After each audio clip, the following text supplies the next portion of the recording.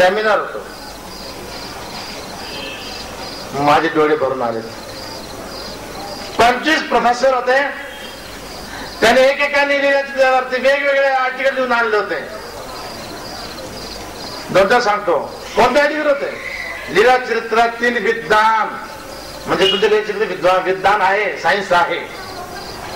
लीला चरित्रातील समाजसेवा, लीला चरित्रातील जागतिक वेदनाष्टता, लीला चरित्रातील त्या काळातील पदार्थ, लीला चरित्रातील त्यागाची भांडी, लीला चरित्रातील विनोद, असे अनेक अनेक आर्टिकल लिहून आणले होते. माझे हस्ते ओपनिंग होतं. मी आपलं दीप प्रज्वलन केलं. दीप प्रज्वलित करून निघायला लागलो. प्रोफेसर लोकांचा घेराव, जाता कुठे? हे बरं आहे, प्रज्वलित घेरा चालले गावाला नाही जाऊ देत. मी घेराव घातला. मी सांगितलं मला चोरी काम आहे. कुठले चोरी काम असेल हे काम तुमच्या नाही का? हे जे मी करतो 3 दिवस सेमिनार आहे, हे काम तुमचं नाही काय सांगा तुम्ही. मला आहेत माझं लीलाचित्र तुमच्या कामचा. दुसरा प्रश्न होता मला लीलाचित्र सर्वांचा जो वाचेल त्याच्या, अमक्या जातीच्या नाही, अमक्या पातीच्या नाही, लीलाचित्र वाचन अभ्यास करेल त्याच्या. मग जाऊ नका. पद्धत अशी होती त्या 25 प्रोफेसर लोकांनी आणलं आपण आर्टिकल वाचायचं, एकाने वाचायचं आणि त्या लिखाणाच्या संपूर्ण 250 प्रति प्रत्येकाला वाटलं होत्या.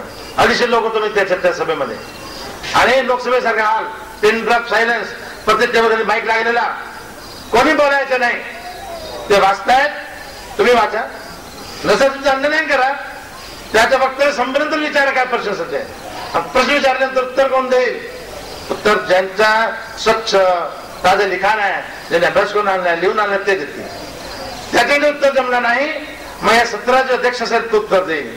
त्याच्याकडे उत्तर जमला नाही मग तुम्ही 250 लोक बसलात, कोणी हातभार करायचं, कोणी उत्तर देऊ शकेल त्यांनी द्यायचं.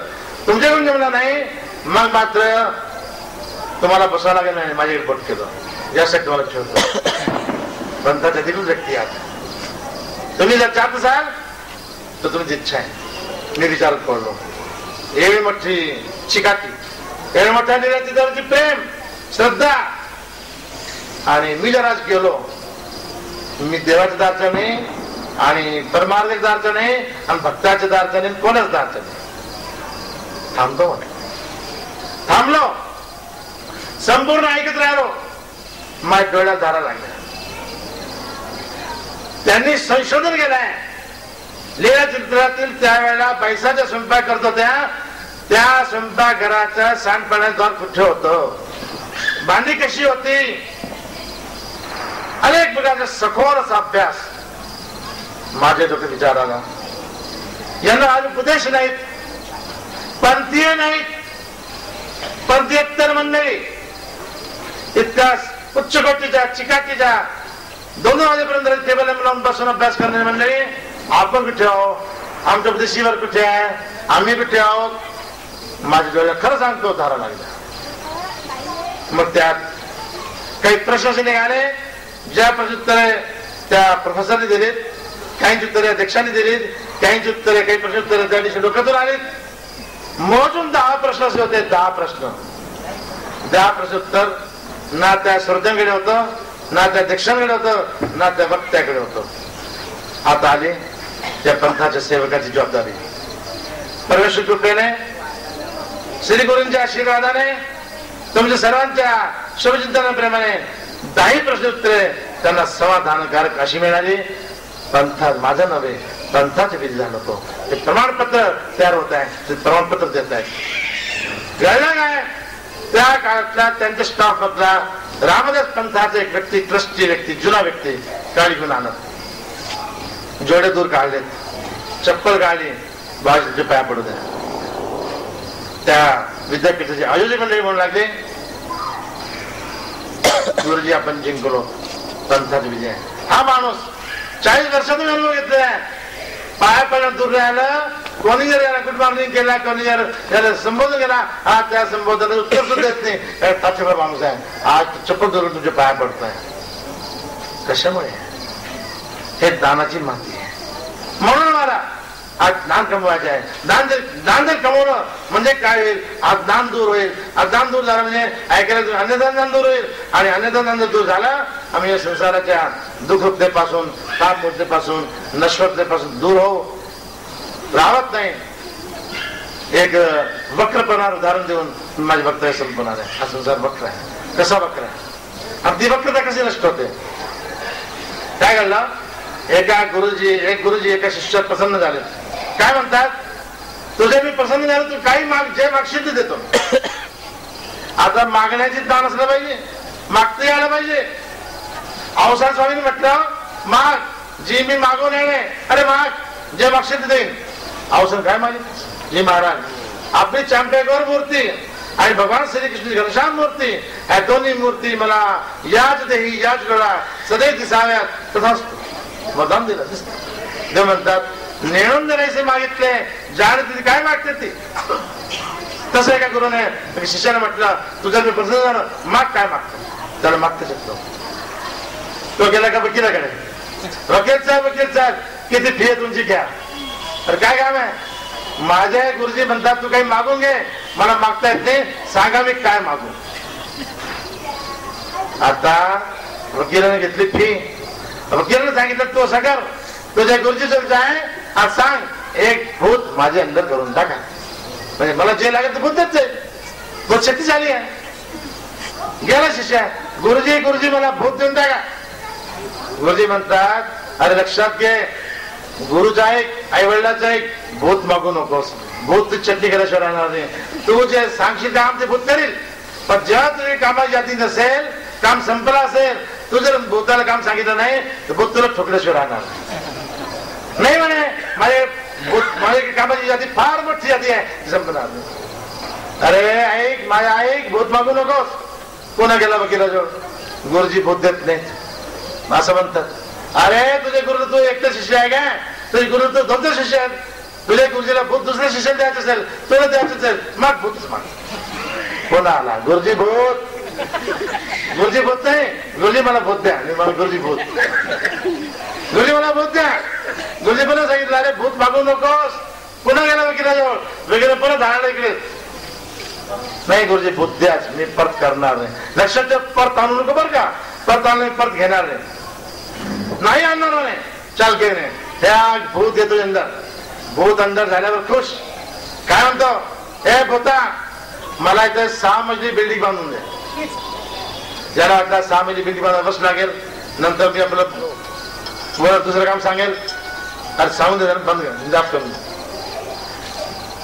वर्ष बिल्डिंग बांधायला वर्ष लागेल, परत दुसरं काम सांगता येईल. त्या भूताने काय करा, शक्तिशाली भूत चक्कन चुटकी वाजवली सामर्थ्याने, एका 2 तासामध्ये बिल्डिंग तयार. सांग रे काम सांग, तो बघतो वर बिल्डिंग तयार आहे. त्याला काम सुचते, सुचलं काम, अरे असं कर 50 एकर जागी माझा आहे, 50 एकरामध्ये संत्रे झाडू करून दे. ते लागेल, ते फळ लागलेले. चुटकी वाजवली सामर्थ्य, हे घे मोज 50 एकर झाडू मोज, संत्रे लागलेले, सांग काम सांग मला. तो मला फक्त जास्त नाही 10 लाख रुपयाची बंडल मला तयार करून दे. ढिगावजी सामर्थ्य चुटकी वाजली, तयार, घे सांग काम. असं करा म्हणे, मला की नाही फक्त 50 गाई आणि 100 म्हशी आणि त्यांना खाण्यापुरती चारा. चुटकी वाजली, हे गाई तयार, म्हशी तयार, चारा तयार, घर तयार, बिल्डिंग तयार, संत्रे बगीचा तयार, पैसे तयार. आता काय पाहिजे,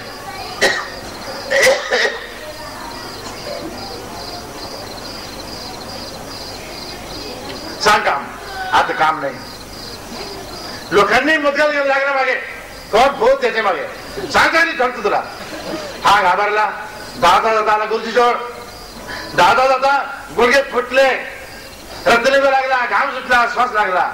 गुरुजी गुरुजी गुरुजी आपले भूत सांभाळा, गुरुजी सांभाळा आपला मला नको. गुरुजी म्हणतात तुला मी तरच म्हटलं होतं ना, वापस आणू नको. तू ऐकलं नाहीस ना माझं, तू ऐकलं नाहीस ना. मग गुरुच्या नाही वडला जर नाही ऐकलं अशी गत होते. मग तू ऐकलं नाहीस ना. गुरुजी चुकलो, क्षमा करा, आता तर माझा निपटारा करा, आता मला स्वस्थ बसू द्या, हा सोडत मला मारतो. लक्षात घ्या, जगात आई वडील आणि गुरु या 2च दोष आहेत.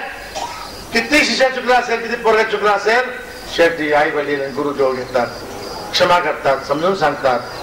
देवाने सांगितलं, देवाने अनेकांना क्षमा केला आहे. शेवटी गुरुजीने काय सांगितलं असेल, तू असं कर, तुला जे दिलं ते दिलं, तू भूत घेतल्यास, आता मी भूत दिलेलं परत घेऊ शकत नाही, आता मी दुसरा उपाय सांगतो तुला असं एक काम सांगतो, ते काम भूता काढलं कधी पुरं होणार नाही, आणि पुढच्या तुला विचारणार नाही, तुला मारणार नाही. हो असं सांगा मला. काम काय सांगितलं सर? गुरुजीने सांगितलं शिष्याला, तू भूता सांग कुत्र्याचं शेपूट वाकड्या सरळ करून दे. कुत्र्या शेपूट वाकड्या सरळ करून दे. ए भूता, हा कुत्रा माझा डॉगी, याचा शेपूट सरळ करून दे. हो देतो करून. बसला करत भंडारा जिल्हा, चंद्रपूर जिल्ह्याच्या चंद्रपूरची जडीबुटी आणल्या. एकडे म्हणतो, बहुत लेप लावून मरदिले, दोरी नाही आवडले.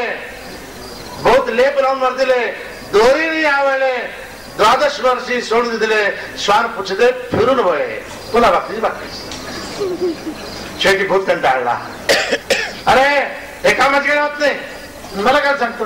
ते गुरु सांगतो. गुरुजी जर दोघे आले, भूत म्हणतो गुरुजीला, याला काय काम सांगितलं तुम्हाला संपत नाही, मला दोघे भांडू नका, तो दोघांचे भांडण मी मिटवतो.